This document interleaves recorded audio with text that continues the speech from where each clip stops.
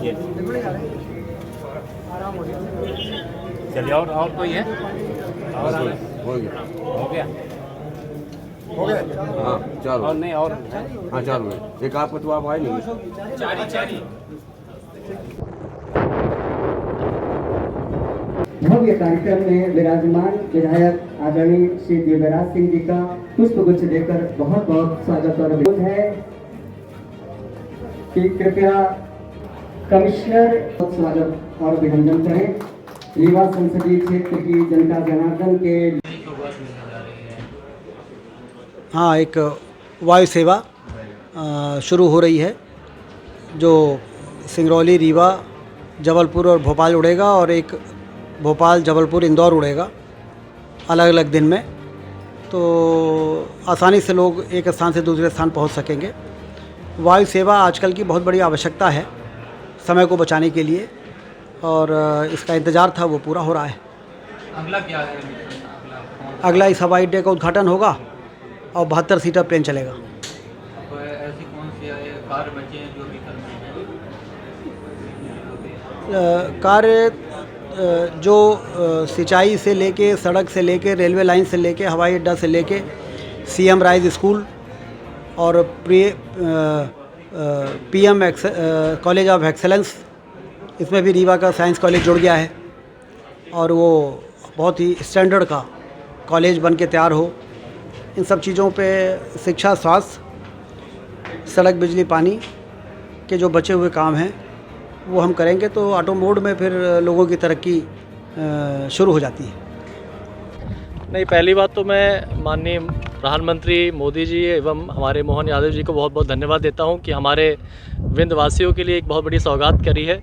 इसमें हमारा महाकौशल और जबलपुर, रीवा और सिंगरौली तीनों को जोड़ने का काम भोपाल से, हमारी राजधानी से किया जा रहा है। निश्चित रूप से हमारे इस विंध्य क्षेत्र के लिए एक बहुत बड़ी सौगात है और हमारे क्षेत्र के लोगों को यहाँ पर एक डेवलपमेंट के लिए एक बहुत बड़ा एक कदम बढ़ा है। हमारा एयरपोर्ट भी अब बहुत जल्दी बन करके तैयार होगा, तो आगे भी मैं आशा करता हूँ कि और भी अच्छी फ्लाइट्स हमको यहाँ पर प्राप्त होंगी। विंध्य के विकास को पंख लग रहे हैं। बिल्कुल पंख उड़ने लगेंगे। पहली हवाई यात्रा है, आपको क्या कुछ तकनीकी फॉल्ट दिखा या फिर आप नहीं, बहुत अच्छी, सहमत हैं? बहुत ही अच्छी यात्रा थी।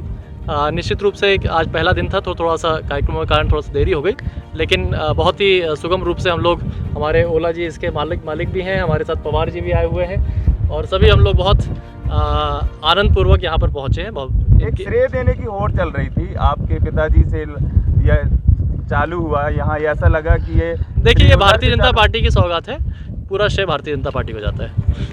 आज रीवा से आप पहली उड़ान भरेंगे जी भैया, मैं अपने व्यापारिक उसमें जा रहा हूँ। मेरा चूँकि अभी मैं ट्रांसपोर्ट का मालिक हूँ, ट्रांसपोर्ट खोला हूँ, तो मेरा अनिल तिवारी जी के नाम से ही ट्रांसपोर्ट है और मेरा श्री कामता रोड लाइन्स के नाम से एक ट्रांसपोर्ट है और शिल्पी कामता रेसिडेंसी में रहता हूँ। शिल्पी कामता मेरी कॉलोनी भी है, मेरे बाबा के नाम से ही बनी है और मैं पहली बार जीवन में आज हवाई जहाज़ की यात्रा करूँगा रीवा से सिंगरौली, क्योंकि जब मैं बचपन में छोटा था तो कभी सोचा करता था कि यार उद्योगपति अच्छा उड़ते होंगे, देखता था मेरे यहाँ से कभी कभी हवाई जहाज़ें निकलती थी तो मैं सोचता था इसमें कैसे बैठते होंगे। आज मेरा सपना साकार हो रहा है कि मैं आज हवाई जहाज़ में बैठ रहा हूँ। मैं इससे बड़ी खुशी क्या बता दूँ। नमस्कार, मैं डॉक्टर अखिलेश पटेल, संचालक नेशनल हॉस्पिटल रीवा से। आज आप लोगों के माध्यम से कैंसर के लक्षण को कैसे पहचाने इस विषय में एक छोटी सी जानकारी देना चाहूँगा। बात करें कि विंध्य क्षेत्र में पुरुषों में सबसे ज़्यादा कैंसर मुख का कैंसर होता है। मुख के कैंसर को कैसे पहचाने? कभी भी मुंह में या जबान में कोई भी छाले जो हफ्ते 10 दिन से ज़्यादा समय तक हैं, दवाओं से ठीक नहीं हो रहे हैं, तो अपने नज़दीकी चिकित्सक को ज़रूर दिखाएं। हो सकता है वो बड़ी गठान हो। लक्षण जो है शुरुआत में ही पहचान में आ जाते हैं तो उसका संपूर्ण इलाज हो सकता है। दूसरी बात करें महिलाओं में, तो महिलाओं में विंध्य क्षेत्र में बच्चेदानी का कैंसर और ब्रेस्ट, छाती की गठान का कैंसर सामान्यतः पाया जाता है। उसमें अपन बात करें लक्षण क्या आते हैं, तो छाती में यदि किसी भी लेडीज़ को, यदि वो 30 साल या 35 साल से ऊपर की हैं, कैसे भी असामान्य गठान छाती में महसूस होती है तो अपने नज़दीकी चिकित्सक को ज़रूर दिखाएं। वो सामान्य या असामान्य या कैंसर जैसे भी बीमारी हो सकती है।